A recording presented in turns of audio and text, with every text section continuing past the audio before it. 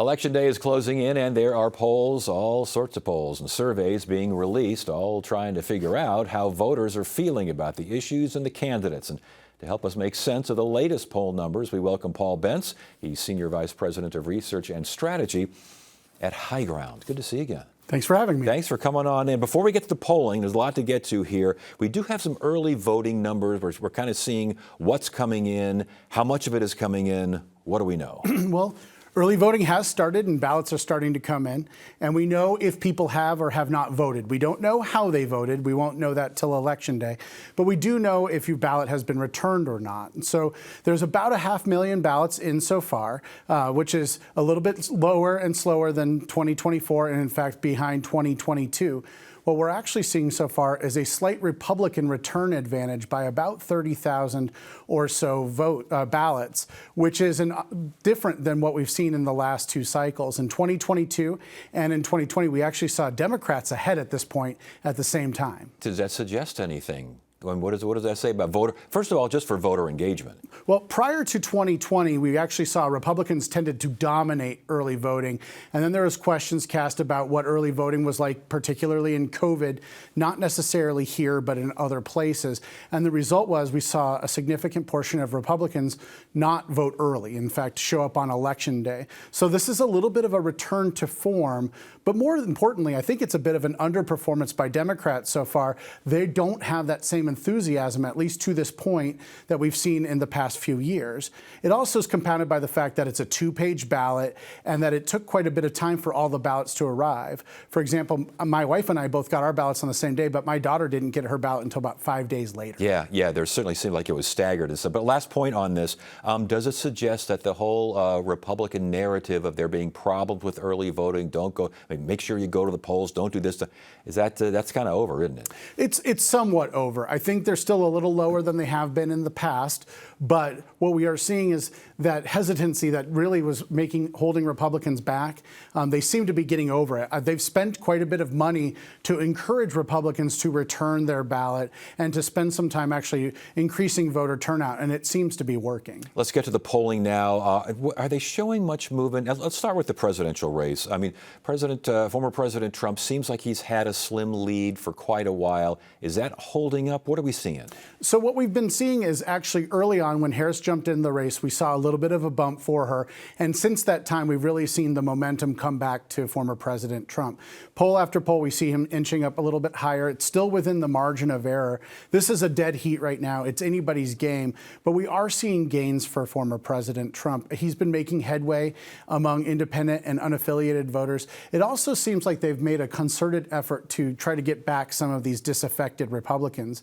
About a month ago, we saw up to 12 points worth of Republicans sort of leaning the more Democratic way, but that is starting to lower down, I think, as they start to get towards the election and make up their mind. The campaign visits from both sides, do those things really make a difference? They do, because we're flooded with negative ads right now, and it's just a lot of negativity, which suppresses voter turnout.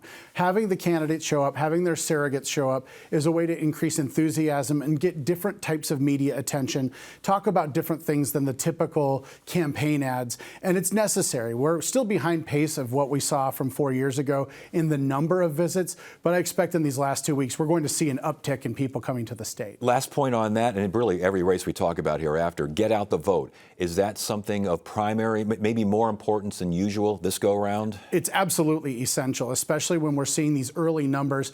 Returns are down overall, probably because of the two-page ballot, but with over 3 million likely voters, probably a little bit more that are going to show up in this election, only about 17% of the ballots have been cast so far. That means we have over 80% of people who still haven't made up their minds. So every day between now and November 5th is Election Day. So those get out the vote up first, making sure that people show up, particularly younger voters. If Democrats can't get younger voters to show up, they're going to be in a lot of trouble come November 5th. Interesting. U.S. Senate race, Ruben Gallego still with a 5 to 10 point lead. But lot has happened here recently. We've had a debate, we've had an interview, we've also had divorce records being released. We've had a lot of stuff going on. Is that changing anything as far as the polling is concerned? We've had a lot of stuff go on, but it hasn't really changed much. Every poll that I've seen has Gallego with a pretty sizable lead.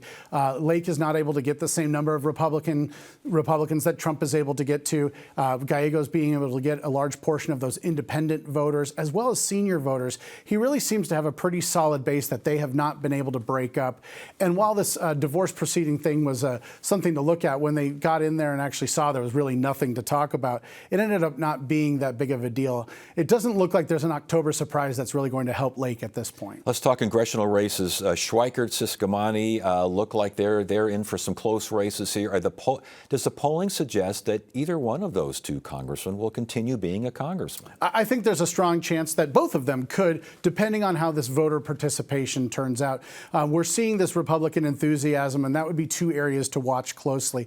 I think we're going to have to see and wait. I don't think we'll know either of those on election night. I think those will both be ones that we're going to have to wait till every ballot has been counted. I saw a recent poll where Jonathan Nez was neck and neck with Eli Crane. I mean, what do we take from that, or is that something to not take too far? Well, I think that's a very Republican-leaning district.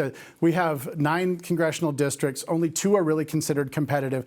2 are considered somewhat competitive. That's one of them, but it really is a Republican district. I would be surprised if Crane was defeated in the general election. That would really come down to a spike in voter turnout among Democrats that we haven't seen in the past. It could happen, but if that were to happen, I think it would be a good night for Democrats across the state, not just in that district. As far as state legislative races are concerned, first of all, how much polling is done for those kinds of individual races? And secondly, if any polling is being done, what do we know? What are we hearing? Not a lot of public polling. I think a lot of internal polling. Yes. I think a lot of folks that pay money and influence those races pay for polling and that sort of things.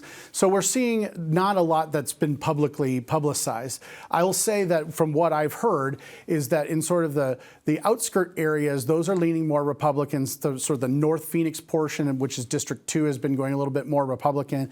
And in Pinal County, District 16, which is another one that's been pretty competitive, is leaning more sort of Republican. But in the central area and sort of the other ones, 4, 9, 13, we're seeing very competitive races because those are the areas that are actually shifting more blue over time. And you mentioned internal. I've always been fascinated by internal polling because you can be my internal poller and just tell me everything that I want to hear. When the numbers come in and they're wrong, I mean, to quote, you're fired. I mean, right. You can't stay in business doing that, can you? Yeah, well, internal pollsters really have to be careful about that. They don't, there's some, I mean, Carrie Lake said that she's got polls that show her in the lead or close. I don't tend to believe those. I tend to measure them against the other types of polling. But what we're looking for really is that it's the balance between understanding who should be voting in these elections and who is voting and planning accordingly. I think we're looking at a legislature that's going to be razor thin. And I think early in the cycle that people thought that the state Senate was going to be the one that maybe would be the one that ends up with a split delegation. I actually think at this point, looking at some of the races and how they're panning out, we might be looking at a split House instead, where right now both Republicans hold a 1-seat majority in both chambers. But the House seems to be the one that's more unsettled at this point. Wow. All right, last question before we go real quickly here. I know you're very much involved with Prop 140, so we'll skip that one. Right. But the other major ballot measures here, you seeing anything, any trending, any polling?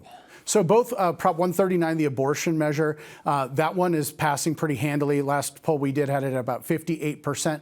But what was also interesting is the immigration initiative. Yes. Also, Prop 314 was also at 58%. It's just how they make there's a couple different ways to build a winning majority in the state. And really, the abortion initiative has a vast majority of Democrats and a big portion of independents and only about 30% of Republicans.